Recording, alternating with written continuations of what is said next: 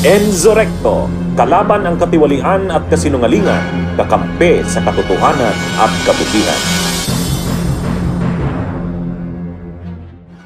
Binanatan ngayon ni Rafaela David isang presidente ng Akbayan Party List, si Rodante Marcoleta.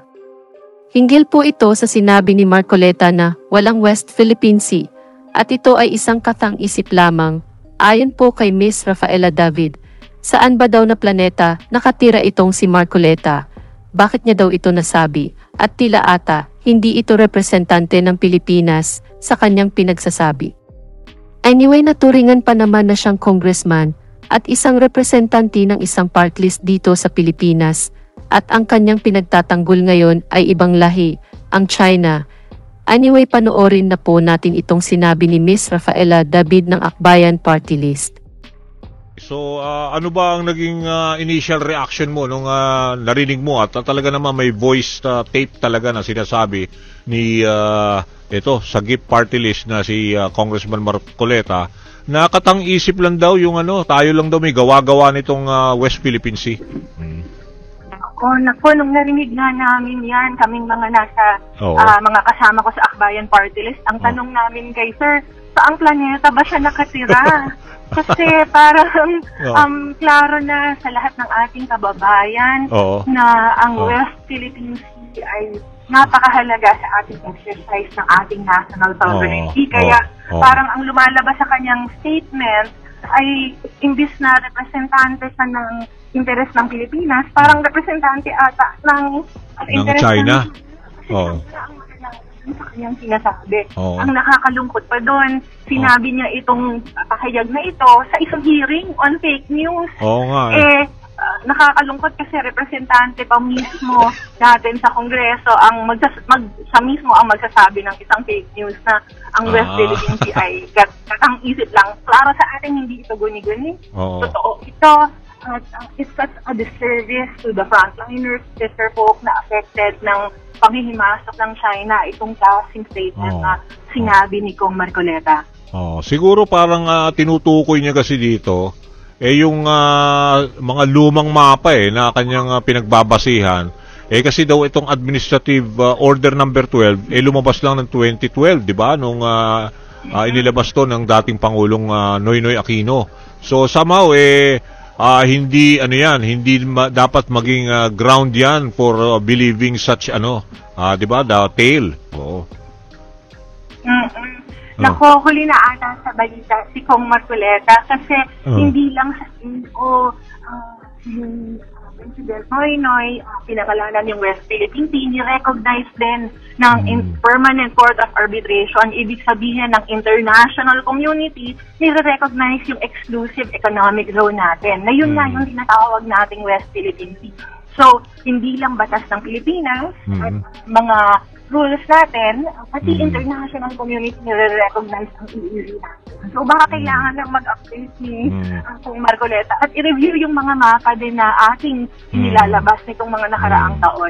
Mahalaga ding ma-update yung mga kababayan natin na yung Maritime Zones Law nga, bakas na pinasa nila sa Kongreso nitong 2024 mismo ang nagsasabi na pinapangalanan yung western side ng Philippine Archipelago the West Philippine Sea. So yung batas mismo na pinasa ng Kongreso na parati si Rep. Marcoleta ang nagsasabing tunay ang West Philippine Sea at dapat natin itong ipaglaban.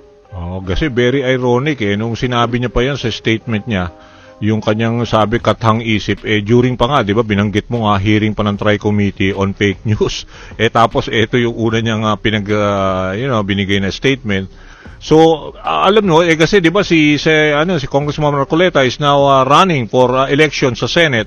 Kayo mga kinatawan ng Akbayan party list o siguro meron din kayo mga hakbang somehow to educate ang ating mga voters who are siding on the Philippines with the Philippines or sino yung parang sinusulong ang interest ng China. Parang ganoon.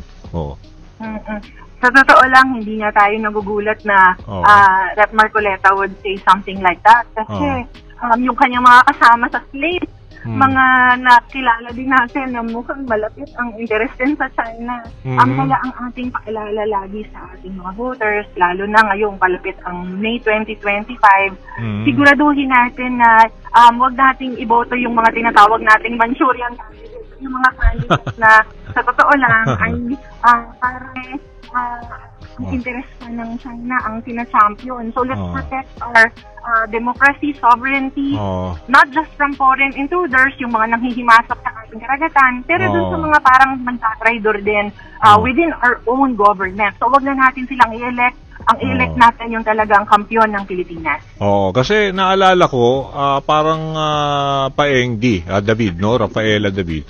Naalala ko, in one of those mga previous reports namin, parang very active ka sumasama ka dyan sa mga pagpunta sa West Philippine Sea o sa South China Sea. Tama ba?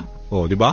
Yes po, nakadalawang mission na po tayo. Yung civilian convoy po na nagpunta sa West. Naalala ko, kasama ka nun. Ikaw ang ini-interview ng reporter namin, di ba? Ikaw yung isa sa mga parang nag-deliver na mga parang somehow, di ba, civilian, parang group kayo na nagbigay ng tulong dun sa ating mga Tama po. Ang ating ito, ang Akbayan Party po ay nagpunta doon sa West Philippine Sea noong December 23, Pasko, para mamimili ng tagal na yun yun nga, ang nakita natin doon, tayo, dala natin regalo. Yung China, ang dala, kamyon. At sinusubukan iharap yung mga matatapang nating volunteers. Hindi tayo magpapatinag sa ginagawa ng China, lalong hindi tayo magpapatinag sa mga fake news na pinipedal ng sarili nating mga kongresista. Bilang kinatawan ka na rin kasi ng atin ito coalition, tatanungin na rin kita kasi 'di ba may mga nahuli na mga supposedly Chinese spies, 'di ba, na nagmamatsyag diyan sa mga operasyon diyan sa mga resorts diyan sa Palawan at saka diyan sa Zambales, sa dito sa ibang area sa Palawan, Pangasinan I think meron din. So ano ba ang let's say hakbang na ginagawa ng grupo nyo para at least ay makatulong din sa gobyerno na ma-monitor itong mga activities na ganito?